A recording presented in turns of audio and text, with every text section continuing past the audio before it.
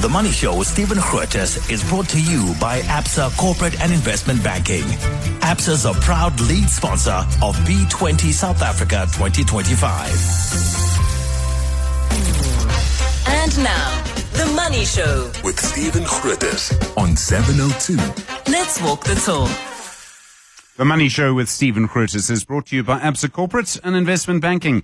Absa is a proud lead sponsor of B20 South Africa 2025. Good evening. Welcome to the program. 8 minutes after 6. I'm Stephen Grootes. Is the Friday edition of The Money Show. Plenty to come in the next little while. Freddie Mitchell is already in the studio. He's the chief economist at Aluma Capital, making the trek into Sandton this Friday. I imagine going against traffic. I wouldn't know, obviously, but I presume going against traffic to get here. Talking about the situation the Monetary Policy Committee finds itself in. You heard that conversation last night. Aluma and Gina Skuman talking about this. We'll just take that on a little bit. There's still a lot more going on. The Reserve Bank Governor himself, speaking about it today, and I got the sense he was trying to calm things down just a little bit. Well, let's see. I mean, there's going to be a lot to come in this debate. We'll talk about collateral. I mean, when I think of collateral, I think of my house. I think of someone else's house. I think of some sort of asset. But a suggestion, actually, that to help smaller companies grow, and we know so many of them battle to do just that, that maybe if you sort of rethink the definition of collateral, maybe that would unlock some doors. I mean, I made this point to you before, every entrepreneur I've ever spoken to has always said capital's been like their biggest problem. It's often not the idea, it's often not the market. It's simply getting a hold of a little bit of money to start. Does seem to be a major issue. We'll talk glamping as well in Friday File, by which I mean, I don't know if you've done it, you might have seen them, you might have seen pictures of them. They look like a tent. They don't feel like a tent. I mean, they look like an amazing sort of big kind of often permanent structure. It's not quite my vibe. I'll tell you my vibe a little later when we talk about it. But we'll talk a little bit about that tonight. Looking forward to that conversation. Then also, don't forget the Friday Biz Blitz as well. I do think that's going to be an important part of tonight's Money Show. The Money Show with Stephen Grootes, live on 92.7 and 106 FM, streaming on the Prime Media Plus app and DSTV channel 856. You may remember last night on The Money Show, we were talking about the idea of minimum alcohol pricing. It's called a price floor.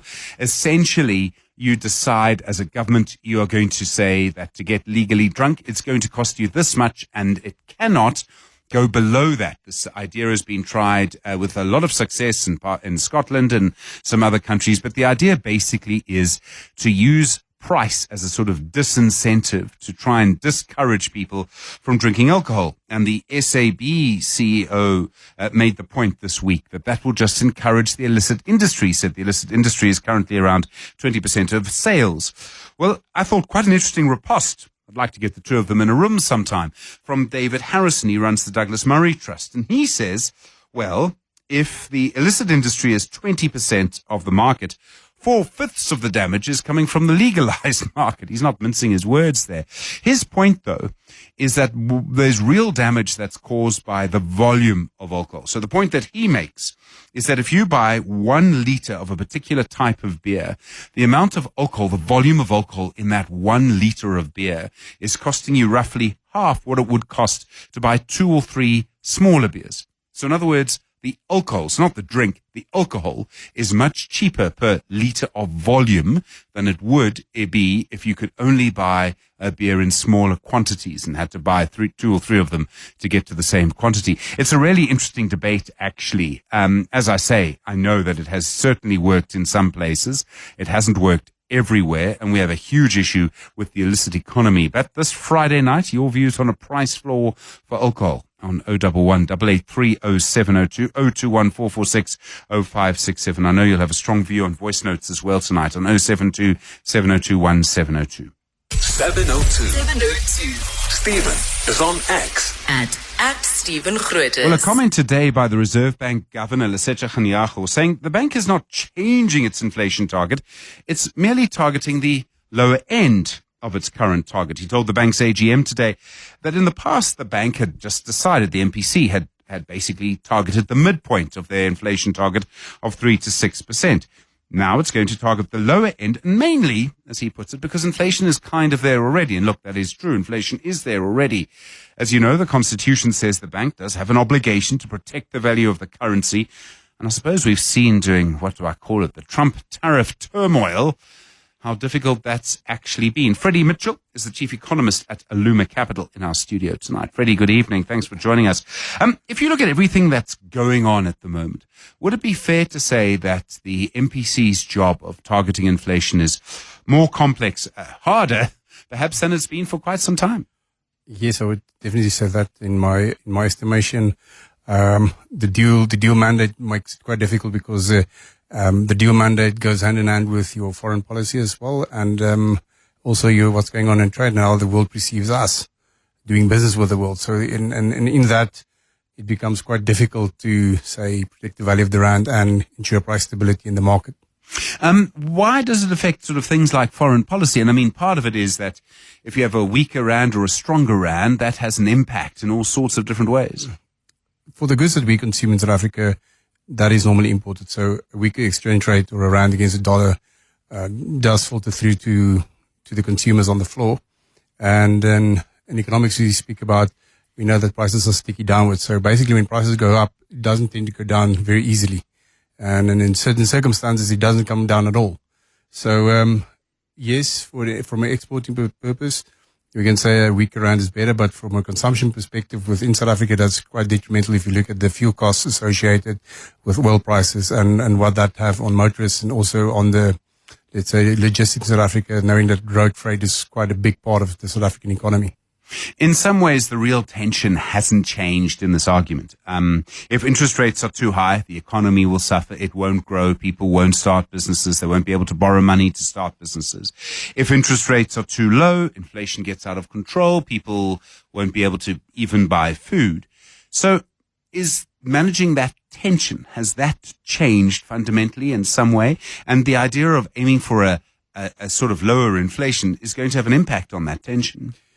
I wouldn't say the tension have really decreased or anything. It's just, I think it's more a bit now on the forefront, thrust into the main or the public view, more so with the Trump tariffs coming in or the trade wars, as everyone put it, that's going to come into effect for most countries that haven't struck a deal with the US. So I guess, in my opinion, that will have a big effect, about public perception about inflation and your inflation expectations in the market and where Reserve Bank is going to go with that in terms of, let's say, targeting a lower number within the band. And there's been lots of speculation and rumors in the market that Reserve Bank and National Treasury is basically at loggerheads. The Treasury preferring a bit of a higher number to give them some leeway within the legal framework, so to put, versus a pointed target, which is quite more difficult to attain, and that was going to lead to, let's say, a tighter monetary policy over time. I mean, it can get a bit technical, but on paper, I think for most of us, there isn't much difference between an inflation target of 3% or 3.5% or 4%. But actually, there's a huge amount of difference if you're the Monetary Policy Committee. Yes, there's quite a big different worlds. If you talk about big money in investment, 1.5% on bonds or let's say credit is quite a big amount if you're talking billions. So it becomes really a different world when the money start becoming a big number. So for the Reserve Bank, 3% will ensure for them price stability, and they can have a look at that. And it gives the outside world basically an idea that we are on top of our game in terms of inflation targeting and actually trying to protect the domestic economy from inflationary pressures that's normally associated, let's say, with emerging markets for that sake. So a big part of this is a phrase you've already mentioned, inflation expectations. And the governor himself made that very clear at the beginning of all of this. He's been talking a lot about inflation expectations. So to put this another way, this is about the reputation, the credibility, the legitimacy of the Reserve Bank, whether you can believe that inflation will be 3%.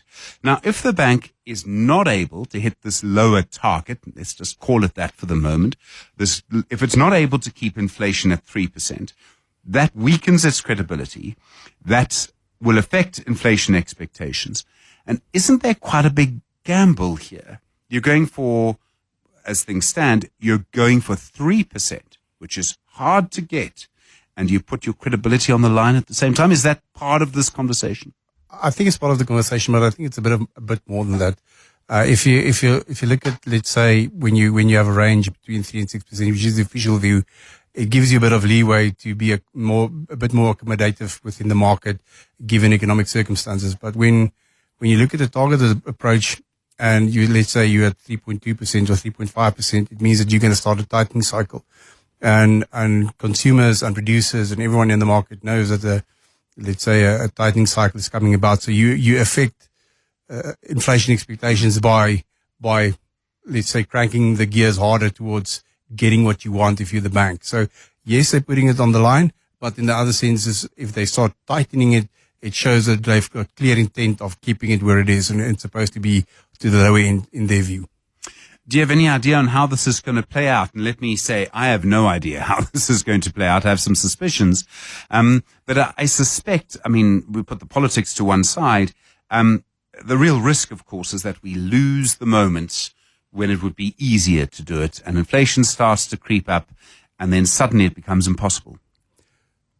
For me, I like to look at the exchange rate because for me, everything hinges on what our exchange rate is doing, because we import a lot of the stuff that we actually consume and use within the South African economy is imported by default.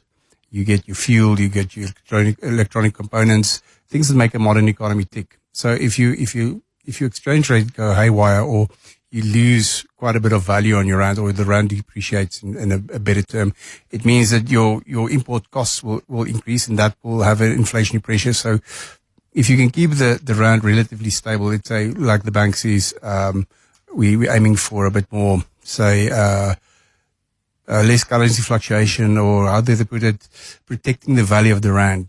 It means that we're trying to create price stability by let's say getting the rand to move within a certain range or acceptable range, so producers and consumers can start planning accordingly. We know the fuel prices have been down because the oil price has been coming down from close to $80 to say mid 65 to 70, 72, and it's been fluctuating. So that's quite a nice thing to know. It's like oil prices down and the rand remains stable even with the tariffs coming in. So that for the next couple of months, if ceteris paribus, let's say, if everything else keeps being constant, that is a good thing for the bank, and they can actually maintain credibility with a lower inflation target point and a stable exchange rate. So I guess that's where we're moving to. Freddie Mitchell, thanks very much indeed for coming in, the chief economist at Aluma Capital in the Money Show studio tonight. 7:02. Stephen is on the Money Show. 6 to 8 p.m. Well, last night on the program, you heard how a new survey shows that half of the small companies that were asked believe they might not survive the next year without some kind of intervention. I mean, it shows you how desperate they are. A big part of this, of course, is about getting proper capital. In other words, getting enough money to start and then to grow. Zahir Dindar is the CEO of the agri-food fintech company Pumpkin.io. Zahir, good evening. I think for most of us, when we think about borrowing money, when we think of these small businesses and the capital they need, I think of the word collateral as some kind of asset, usually often a physical asset, not always. You are suggesting that we change our definition of collateral. Hi, Stephen. Thank you for having me on the show. It's an absolute privilege to be here, and a big hello to all the folks listening in. Indeed, Stephen, with all the hurdles, and you mentioned some of the scary stuff facing SMEs, with all the hurdles facing them, I think for us, the big shift we want to make is, rather than having them bend over to the needs or the traditional data needs of lenders, we kind of have to bend over to the data that's available, the information that's available, and still underwrite them, because they're an asset class that is absolutely worth backing. So yes, collateral needs to be rethought. How we underwrite the data that we use. to answer the question about their credit worthiness. All of this needs a rethink, and it's up to lenders and hopefully innovative businesses like ours to change how we think about it. Okay, what kind of financial data are you looking at? Are you looking at someone's bank records? Are you looking at something else? Maybe a record that's held by, a service provider or something? Yeah, great question. I think there's three categories of information we look at. First is just about, the KYC, KYB, the verification that the business in fact exists. Then outside of that, there's really two questions we have to answer. The first question is, can this business afford, the capital? Can this business afford paying this capital back? And the other question we have to answer is this a good payer? And over time, both of these things can change. So again, it's up to us to innovate about how we answer those questions. For us, yes, we look at transaction history. We look at all the KYC, KYB stuff. We plug into what the credit bureaus think. A big chunk of how we make these decisions is actually based on platform interaction. So even though our interactions with entrepreneurs are very brief, we can actually pick up quite a bit about their propensity to repay just by interacting with us on platform. So those are the categories of data we use. Does this have an impact on the interest that you would charge? Some people would have, pristine economic data. You can see they've never missed a payment. For some, maybe they'll be slightly riskier. You'll charge more interest. And I keep coming back to all of that's fine, but if it all goes wrong, what do you do? Yeah, I mean, what makes us a bit different, Stephen, we are, funding businesses that are credit file thin, right? What makes us unique is what we call our funding ladder. So our funding ladder is designed to support businesses as they grow. So an SME will start with a small loan. We learn about their repayment behavior and improve our ability to forecast their affordability. And over time, we develop a deep understanding of the credit profile. Importantly, larger tickets are unlocked to improvement on smaller tickets. So this structured loan scaling algorithm, our funding ladder, is what makes us unique. So to go back to your question, earlier on the funding ladder, that's when we don't know a lot about you at all. It's very risky for us, in which case we might price a little bit higher. But as we get to know you and as we develop a thick credit file of you, then interest rates drop, loan tenors, increase, and the amount of capital we provide can increase as well. So here, I'm sure I don't need to remind you, as any investment advert will, that past performance is not indicative of future results. I mean, you still don't have anything to take, to hold if this goes wrong. Yeah, you're quite right. I mean, there's a couple of things, right? We've actually come across really interesting data from the Reserve Bank. The data suggests that folks that interact on platform frequently show the discipline that sort of allows folks to do a bit to analyze their credit profile in a more detailed way. So you're quite right. Past performance doesn't always indicate good behavior, but it's a really solid way. And actually, with the tools that we have, the interaction that we have on platform is a brilliant way of testing the operations, of making sure that the entrepreneur is still engaged. So we certainly hope that is the case with us. No, sure. I mean, Mamelodi Sundowns will win the league again soon. So here, Dindar. Indeed. So yeah, thanks very much indeed. So here, Dindar is the CEO of the agri-food fintech Pumpkin.io. I mean, it's a fascinating idea. Would you lend money to someone because you know they're good with their money? Or would you only lend money to them if they give you something as sort of the old-fashioned definition of collateral? I would probably sleep better at night knowing I had something. But there are people I've come across who have thought, I would lend money to you. I'm definitely going to get that back. I know you'll have a view on 011 883 0702 and 021 446 0567. The Money Show. The Markets. Grant Nader is Portfolio Manager at Benguela Global Fund Managers. Grant, good evening. A tough day for Thungela. I mean, they were down 8% at one point. They came back a little bit. And this all from an earnings update. Yeah, look, it's a tough trading environment for the coal producers. Stephen, the coal price has been drifting lower for well over a year now, and you can see the oil price as well. So energy per se is under pressure, and they did try and diversify. They bought a Newcastle coal in Australia, and they've just got some there's only so much you can do. If the price is coming down, you can operate your mines as best you can, but some things are out of your control. And I think the best they can hope for is a bottoming out in this coal price. Notably, I've seen China's planned coal production. They've got 450 new sites of mine sites earmarked for new coal production. So, there's no shortage of coal in the world, and you need a very strong global economy to turn this demand curve around. I'm sure you've been watching the sort of inflation target, MPC, National Treasury debate along like everyone else. Absolutely. I mean, it's the kind of thing that can fundamentally change our economy, but there's likely to be a little bit of pain somewhere along the line. Yeah, absolutely. I think, credit to the Reserve Bank, they actually have a lot of credibility. They are notoriously dovish, and the fact that it's even a conversation we can have tells you what a good job they've done of establishing credibility around inflation and managing that component of the economy. It does concern me, though. Do we have the patience to wait for that job dividend to come through, for the economy dividend to come through, given how tough things are already? And we also are notoriously restrictive in our monetary policy to achieve this current inflation target, let alone a lower target. So I like the idea. I am just concerned that we may be only walking one side of the line and not both. If you look at the Fed, who walks the economic, the employment and the interest rate, the inflation mandate. I mean, U.S. markets were up last time I checked half an hour ago, and that really is because of what they're expecting from the Fed, because of this new sort of pick as an interim governor. Yeah, absolutely. So, we saw the economic data looking backward. The jobs data was soft. The market immediately started pricing in rate cuts.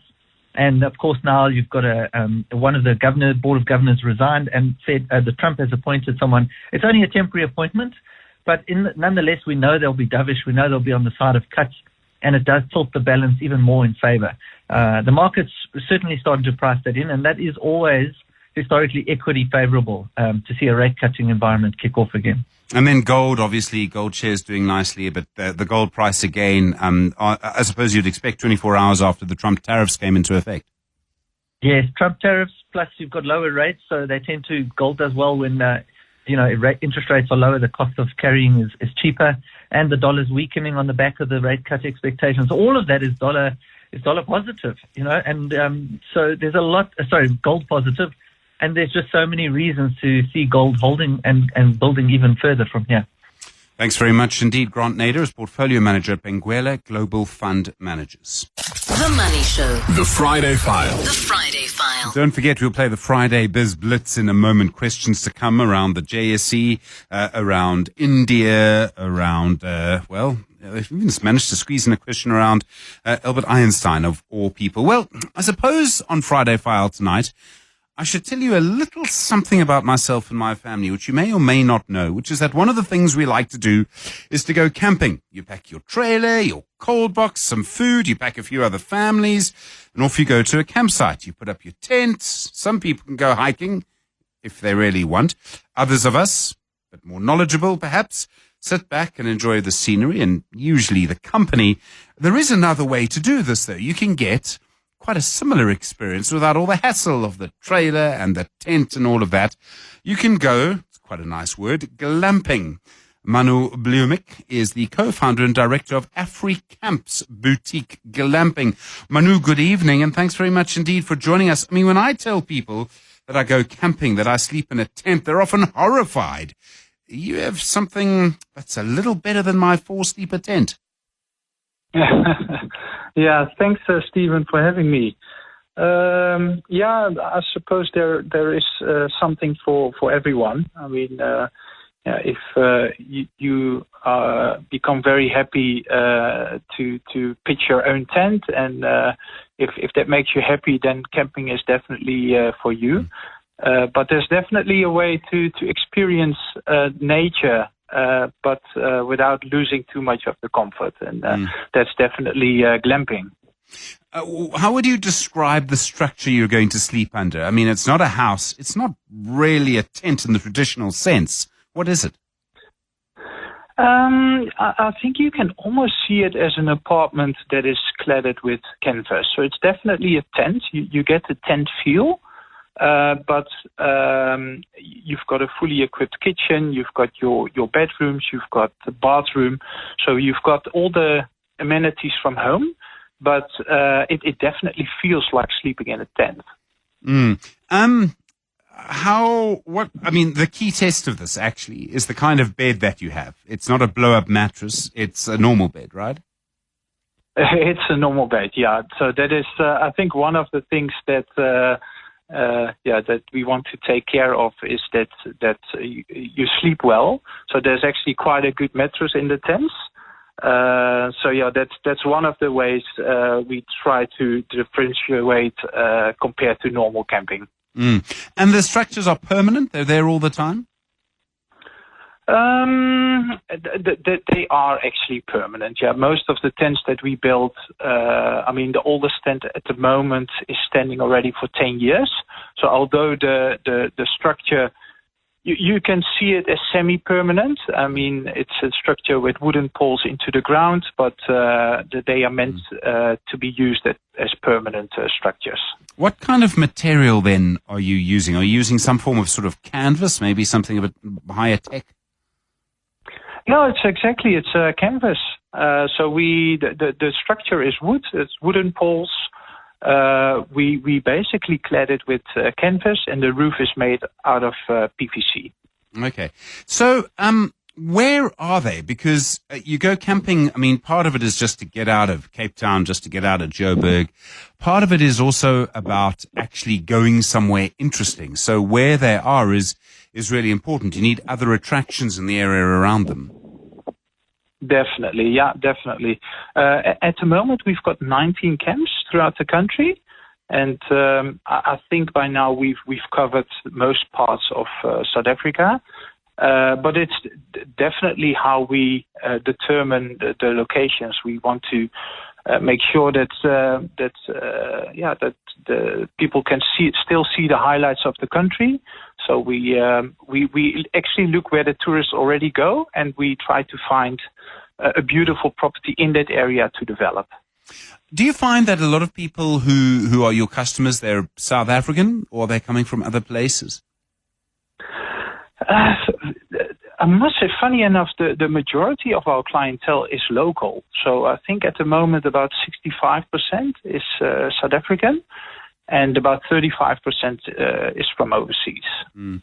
Have you seen that sort of change over the years, or has that been pretty consistent? I mean, a lot of people will sort of, sometimes a new idea or a new concept. I mean, glamping's been around for a while, but it can take a little while to take hold. People need to get used to the idea first. They need to hear from a friend that, we did this and we quite enjoyed it. And that's sort of how a business like yours would grow.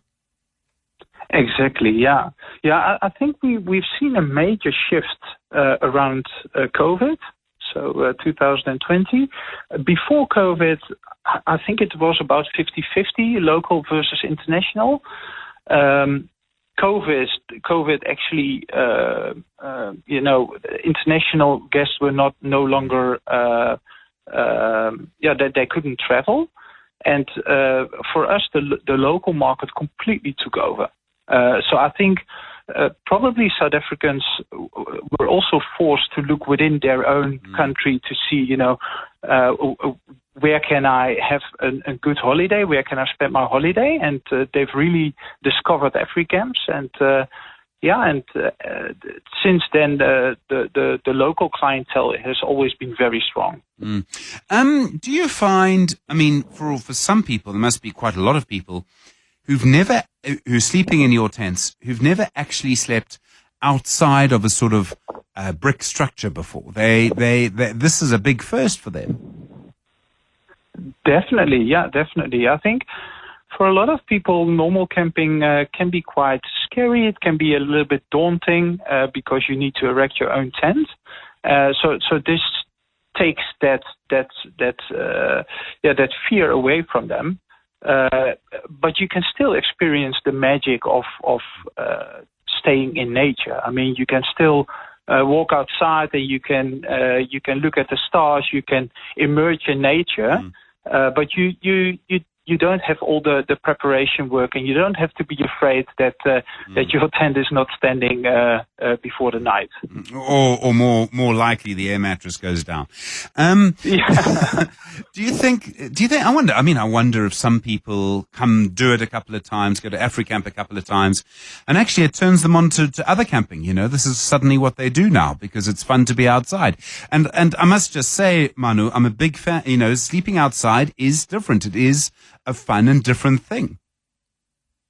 Definitely, yeah, definitely. I think you're right. I think for a lot of people, this is the first introduction to staying in nature, and I think probably for a lot of people, they want to do more afterwards.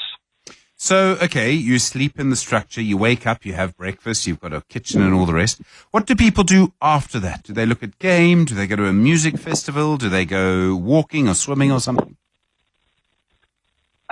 Definitely, yeah, definitely. I think what we've seen a lot is that, nowadays life is extremely fast.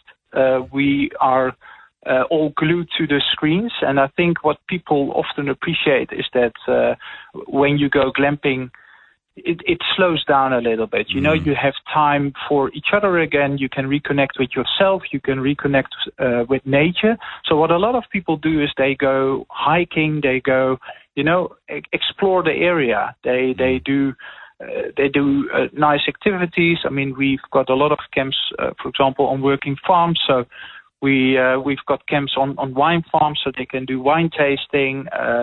So I think a lot of people, explore nature. Very convenient to go wine tasting and go back to your permanent tent afterwards. Is it very seasonal? Does it get quiet over winter? Can you sleep in these things in the middle of winter? Funny enough, it's not that seasonal. We've been inspired by the glamping from Europe, and in Europe, it's definitely a seasonal thing. So the glamping sites are often only operational for 5 months per year, but we are open 12 months a year, and we made the unit suitable for a bit colder weather as well. So we've got a fireplace inside, we've got electric blankets, and all the tents are equipped with a wood-fired hot tub. So it's actually not too bad to stay in a tent during wintertime as well. Very different to my experiences in a tent in wintertime. Manou, thanks very much indeed. Really appreciate it. Manou Bleumink is the co-founder and director at AfriCamps Boutique Glamping. Stephen Grootes. Taking your calls On 011-883-0702. Time now for the Friday Biz Blitz. It is Friday. It is 7 minutes to 7. You know the numbers. You just heard them. 011-883-0702 and 021-446-0567. You know how it works.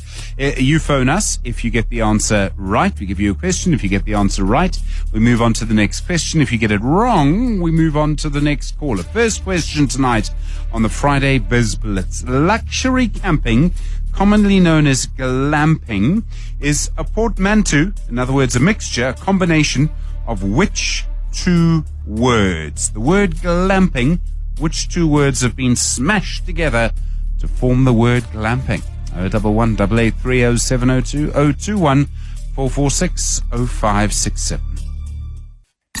The Money Show, Friday Biz Blitz. We've only got 5 minutes until the 7 o'clock news. 011-883-0702, 021-446-0567. If you get the answer right, we move on to the next question. If you get it wrong, we move on to the next caller. Luxury camping, known as glamping, is a portmanteau, a mixture, a combination of which two words? Let's start with Alec in Tshwane. Alec, good evening. Do you know the answer? Hi, Stephen. Yeah. It's glamorous and camping. It is, Alec. I don't know if you're glamorous and go camping, but glamping it is. Glamorous and camping. Okay, here's the second question. Okay. What is the JSE's ticker symbol or trading code on the local bourse? What is the JSE's ticker symbol or trading code on the local bourse? Oh, wow. I have no idea. You have no idea. You're gonna kick yourself hard, Alec. Just think about it. Okay. Okay, the JSE code, I would say JSE. Yes. Yes, it is. Yes. Okay. Yeah. You didn't think it was, did you? Okay, yes. Wow, yeah. And we spoke this week to Dr. Leila Fourie, the CEO, about their interim results. Okay. Here's the third question. Name the South Asian country that's been hit with a 50% trade tariffs by the United States. Which country in South Asia ended up with a tariff of 50%, and there was a particular reason about it? Yo, I would. Either maybe South Korea or Taiwan, maybe. Yeah, it's a South Asian country, I'm afraid, Alec. I'm sorry. Okay, I've given you too many chances already, so I think that's going to be that, I'm afraid. 011-883-0702, 021-446-0567. The South Asian country that's being hit by a tariff of 50% by the United States. What do you think it is? Maybe you know which it is, and maybe you know the reason why this particular country is now been hit, rather, by this 50% trade tariff. Let's say in Swane. George, hello. Yes, Stephen? Yes. Do you know the country? All right. Yes, I do. What is it? It's India. It is India, George. Congratulations, yes. An unexpected target. Trump said that he's punishing India because they've been buying oil from Russia. Okay. Next question. Here we go on the Friday Biz Blitz. Which scientist or physicist is credited with calling compound interest or compounding the eighth wonder of the world? Very well-known scientist or physicist. Oh, okay. I'm just going to take a guess and say Einstein? Yes, it's Einstein, George. Yes. Compound interest is the eighth wonder of the world. Look, I mean, Google says it's him, so who knows? Okay, here we go. Yeah. Next question. Nedbank has signed divorce papers from which Pan-African banking group? Which Pan-African banking group has Nedbank decided to sign its divorce papers with? And you know what? George, have you been listening? News at some point, but you know what? To be honest, not today, buddy. But no. I'll get off the train at this point, eh? Yeah, man. I saw it on the news sometime. George, it was a good ride, and unlike most of them, it ran on time. Thank you. Let's science. Shoshanguva, do you know the answer? Nedbank signing divorce papers from which Pan-African banking group? I think it's Time Bank. It's not Time Bank, let's say. It's a very particular bank. You don't know, eh? All right, let's Eco Bank. Eco Bank it is.